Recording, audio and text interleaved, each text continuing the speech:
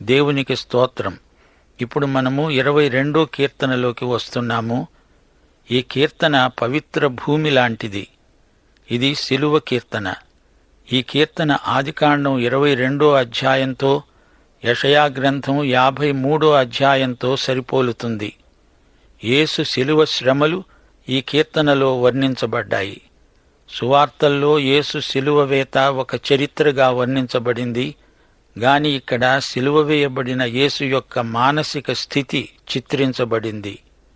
శిలువ మీద యేసు ప్రభువు ఈ కీర్తన అంతా పాడాడు.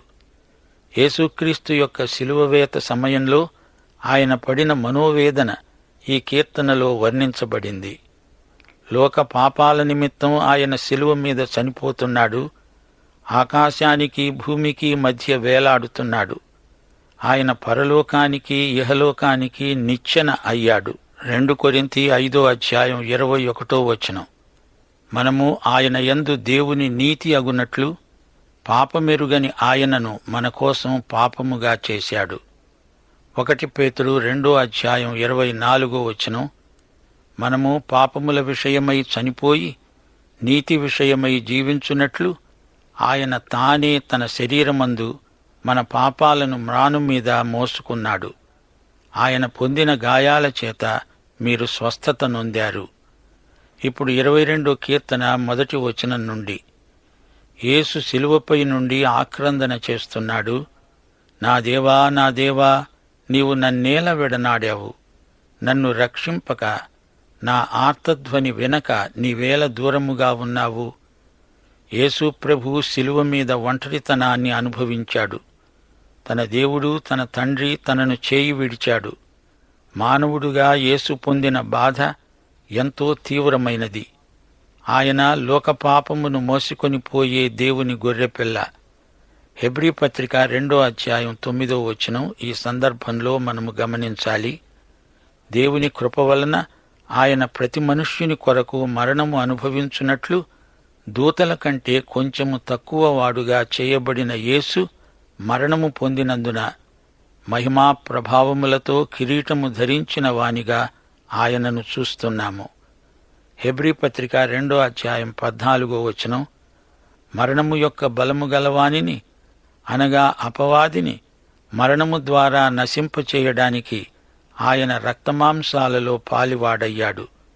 ఆయన ఎంతమాత్రమును దేవదూతల స్వభావమును ధరించుకొనక అబ్రహాము సంతాన స్వభావమును ధరించుకొని ఉన్నాడు. తాను శోధింపబడి శ్రమ పొందాడు గనుక శోధింపబడే వారికి సహాయం చేయగలవాడై ఉన్నాడు. యోహాను సువార్త 8వ అధ్యాయం 29వ వచనంలో ప్రభు అన్నాడు, నన్ను పంపినవాడు నాకు తోడై ఉన్నాడు. ఆయనకిష్టమైన కార్యము నేనెల్లప్పుడూ చేస్తాను గనుక ఆయన నన్ను ఒంటరిగా విడిచిపెట్టలేదు. అయితే ఇక్కడ శిలువ మీద దేవుడు తనను చేయి విడిచాడు. యేసు భయంకరమైన ఈ అనుభవం పొందాడు. 3వ వచనం. నీవు ఇశ్రాయేలు చేసే స్తోత్రముల మీద ఆసీనుడవై ఉన్నావు. ఇప్పుడు యేసు లోక ప్రజలందరి కొరకు పాపముగా చేయబడ్డాడు. యోహాను సువార్త 16వ అధ్యాయం 32వ వచనంలో ప్రభువే స్వయంగా చెప్పాడు, ఇదిగో మీలో ప్రతివాడు ఎవని ఇంటికి వాడు చెదరిపోయి నన్ను ఒంటరిగా విడిచిపెట్టే ఘడియ వస్తున్నది, అది వచ్చే ఉన్నది. అయితే తండ్రి నాతో ఉన్నాడు గనుక నేను ఒంటరిగా లేను.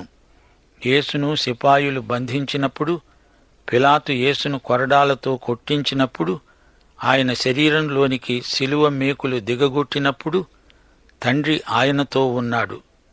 గాని శిలువ మీద చివరి 3 గంటలు దేవుడాయనను విడిచాడు. యెషయా 53వ అధ్యాయం 10వ వచనం. ఆయనను నలగగొట్టడం యెహోవాకు ఇష్టమైంది. దేవుడు ఎట్టి ఘోరపాపినైనా విడిచిపెట్టడు. అయితే మన కొరకై పాపముగా చేయబడిన యేసును దేవుడు విడిచిపెట్టవలసి వచ్చింది. యేసు ప్రభువు తీవ్రమైన వేదన చేత ఆ కేక వేశాడు. తండ్రి ఎడబాటు సహించలేకపోయాడు.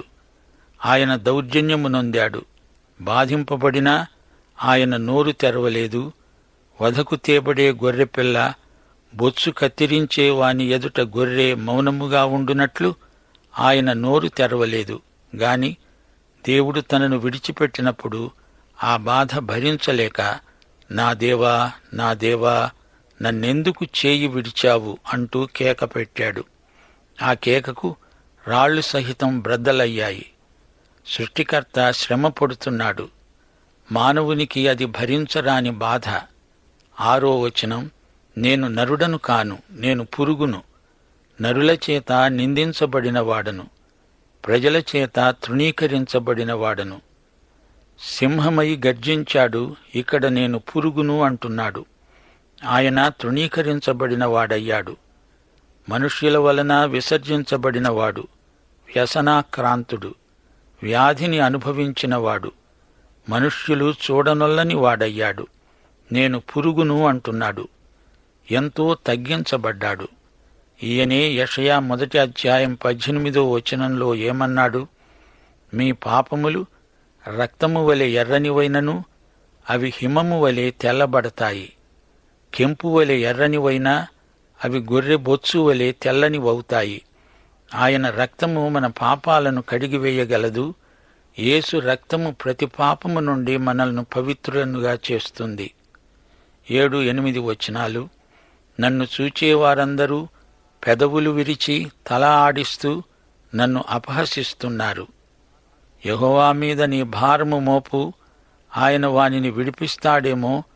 అతడు ఆయనకు ఇష్టుడు గదా, ఆయన అతణ్ణి తప్పిస్తాడేమో అన్నారు. యేసుక్రీస్తు సిలువ వేయబడుతుండగా అది చూస్తూ పరిసయ్యులు అపహసించారు. మత్తయి సువార్త 27వ అధ్యాయం 36వ వచనం, వారు అక్కడ కూర్చుండి ఆయనకు కావలి ఉన్నారు. వారు ఆయన మీద తమ విద్వేషాన్ని వెళ్లగక్కారు. అప్పుడు ప్రభువు లూకాసు వార్త 23వ అధ్యాయం 34వ వచనంలో చెప్పబడినట్లు, తండ్రి, వీరేమి చేస్తున్నారో వీరెరుగరు, గనుక వీరిని క్షమించు అన్నాడు. యేసు శిలువపై ఉండి తన తల్లిని చూచాడు.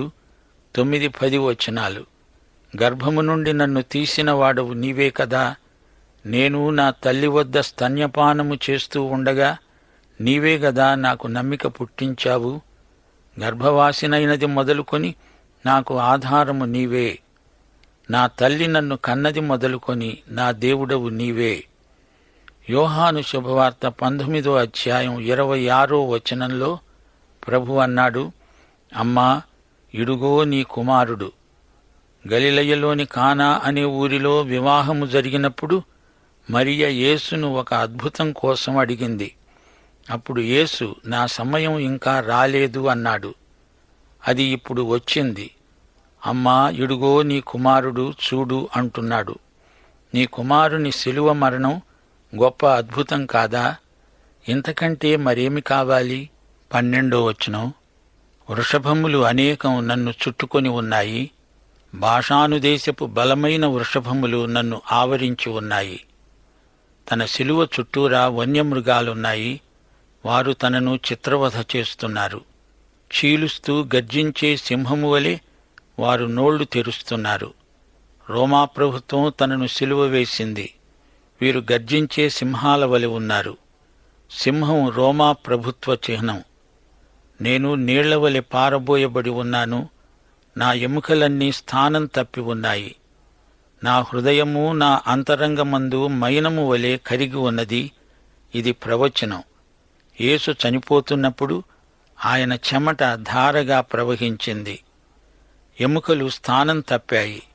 కీళ్లు నరాలు చిత్రహింసకు గురయ్యాయి. హృదయము మైనమై కరిగిపోయింది. యోహాను సువార్త 19వ అధ్యాయం 34వ వచనం, సిపాయి వచ్చి పొడిచినప్పుడు ఆయన ప్రక్కలో నుండి రక్తము నీరు కారాయి. యేసు హృదయము బ్రద్దలైపోయింది. 15వ వచనం, యేసు నేను దప్పిగొంటున్నాను అన్నాడు. నా బలము ఎండిపోయి చిల్ల పెంకువలె అయింది. నా నాలుక నా దవడను అంటుకొని ఉన్నది. నీవు నన్ను ప్రేతల భూమిలో పడవేసి ఉన్నావు. కుక్కలు నన్ను చుట్టుకొని ఉన్నాయి. దుర్మార్గులు గుంపు కూడి నన్ను ఆవరించి ఉన్నారు. వారు నా చేతులను నా పాదములను పొడిచి ఉన్నారు. కుక్కలు అనగా అన్యజాతులు అని భావం. ఆయన కాళ్ళు చేతులలో శిలువ మేకులు కొట్టబడ్డాయి. నా ఎముకలన్నీ నేను లెక్కించగలను. వారు నిదానిస్తూ నన్ను తేరి చూస్తున్నారు. నా వస్త్రాలు వారు పంచుకుంటున్నారు. నా అంగీ కోసం చీట్లు వేస్తున్నారు. ఆయన అంగీని వారు తీసుకున్నారు. సిపాయిలు ఆ అంగీ కోసం చీట్లు వేయటం జరిగింది. ఆ తరువాత యేసు ప్రభువు, తండ్రి, నీ చేతికి నా ఆత్మను అప్పగిస్తున్నాను అన్నాడు. 19వ వచనం, యెహోవా దూరముగా ఉండవద్దు, నా బలమా, త్వరపడి నాకు సహాయం చెయ్యి. ఖడ్గము నుండి నా ప్రాణమును, కుక్కల బలము నుండి నా ప్రాణమును తప్పించు. లూకాసు వార్త 23వ అధ్యాయం 46వ వచనంలో ప్రభు అన్నాడు, తండ్రి, నీ చేతులకు నా ఆత్మను అప్పగిస్తున్నాను. సింహపు నోటి నుండి నన్ను రక్షించు. గురుపోతుల కొమ్ములలో నుండి నన్ను రక్షించి నాకు ఉత్తరమిచ్చి ఉన్నావు. గురుపోతు భయంకరమైన మృగం. అలాంటి మనుష్యులు యేసు ప్రభువును చిత్రవధ చేశారు. శిలువ అనడానికి గ్రీకు భాషలో స్టౌరోస్ అనే పదం వాడబడింది. శిలువవేత భయంకరమైన చిత్రహింస. శిలువ అనడానికి బదులు మరొక పదం బైబిలులో వాడబడింది, క్సులోన్, అనగా చెట్టు లేక మ్రాను. గురుపోతు కొమ్ములు అనగా శిలువ అని ప్రవచన రీతిగా మనము గ్రహించాలి. ప్రకటన గ్రంథం 22వ అధ్యాయంలో జీవవృక్షం పేర్కొనబడింది. అది కూడా క్సులోన్ అనే గ్రీకు పదం. యేసు మ్రాను మీద వేలాడాడు. ఆ మ్రానే మనకు జీవవృక్షమైంది. ఇప్పుడు ఈ కీర్తన చివరికి వచ్చేశాము. 22వ వచనం, నీ నామమును నా సహోదరులకు ప్రచురపరుస్తాను, సమాజము మధ్యన నిన్ను స్తుతిస్తాను. ఈ మాటల్లో విజయం ధ్వనిస్తోంది. అపొస్తలుల కార్యములు 4వ అధ్యాయం 12వ వచనం, యేసు నామమే రక్షించే నామము. కీర్తన 22, 25, 26 వచనాలు, మహాసమాజములో నిన్ను గూర్చి నేను కీర్తన పాడుతాను. ఆయన యందు భయభక్తులు గలవారి ఎదుట నా మ్రొక్కుబడులు చెల్లిస్తాను. దీనులు భోజనం చేసి తృప్తి పొందుతారు. మీ హృదయాలు తెప్పరిల్లి బ్రతుకుతాయి. యేసు ప్రభువు తనతో పాటు సిలువ వేయబడిన దొంగను తీసుకొని